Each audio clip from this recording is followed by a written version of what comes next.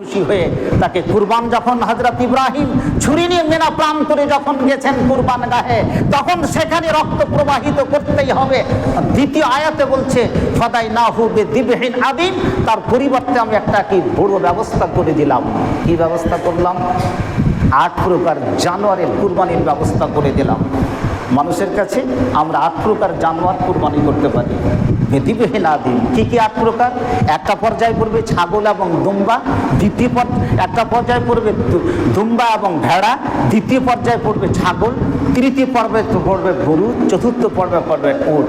এগুলো নর এবং মাদা, স্ত্রী পুরুষ, 4 দুগুণে 8 প্রকার জানোয়ার আমাদের কুরবানির জন্য আল্লাহ তাআলা আমাদেরকে নিয়ামত স্বরূপ টিকা আল্লাহ তাআলাকে দিয়ে দেওয়া হলো। বিস্তারিত আলোচনা, তার মধ্যে একটি কথা, এই যে সমস্ত কি জানোয়ার আমরা আজকে কিনেছি, সুন্দর কি ফিরিয়ে জানাও 70, 80, 1 লাখ টাকা পর্যন্ত, যে 20,000, 40,000, 50,000 পর্যন্ত এই জানোয়ার নিয়ে আজকে আমাদের কাছে কি একটা বিরাট কি পরীক্ষা দেওয়ার দিন এসেছে। একটা মানুষ যখন কুরবান গাহে তার জানোয়ারের উপরে যখন কি ছুরি চালায়, এই ছুরির নিয়াতটা হবে কি খালেস নিয়াত, এবং সেটাকে কি বাস্তবায়িত করার জন্য দায়িত্ব কুরবানি যিনি করবেন তার জন্য, যেমন হযরত ইব্রাহিম। আজকে আমাদেরকে হতে হবে কুরবানির মাঠে, মাকে হতে হবে হযরত হাজরার মতো, ছেলেকে হতে হবে হযরত ইসমাইলের মতো, এবং যিনি কুরবানি করবেন বাবাকে হতে হবে হযরত ইব্রাহিমের মতো, যেমন ভাবে তিনি কুরবানি করেছিলেন কি মেনা প্রাণ করে।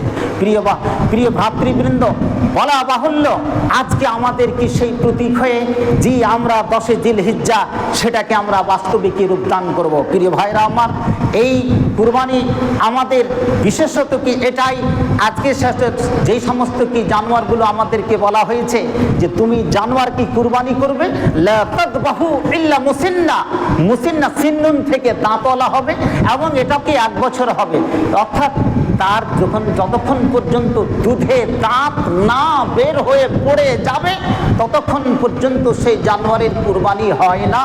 মুসিন্না ইল্লা আইয়াসুর আলাইকুম, যদি কোনো অসুবিধা হয়, 1 বছরের জানোয়ার যদি আপনাকে পেতে অসুবিধা হয়, দুধে দাঁত পেতে অসুবিধা হয়, তাহলে আপনি ভেড়া কুরবানি করতে পারেন। জি ফাতাতবাহু জি জাযাতাম কি মিনাত দান, যে তাহলে ভেড়াকে 10 বছর অতিক্রম করে গেলে তাকে আপনি কুরবানি করতে পারেন। প্রিয় ভাইরা আমার,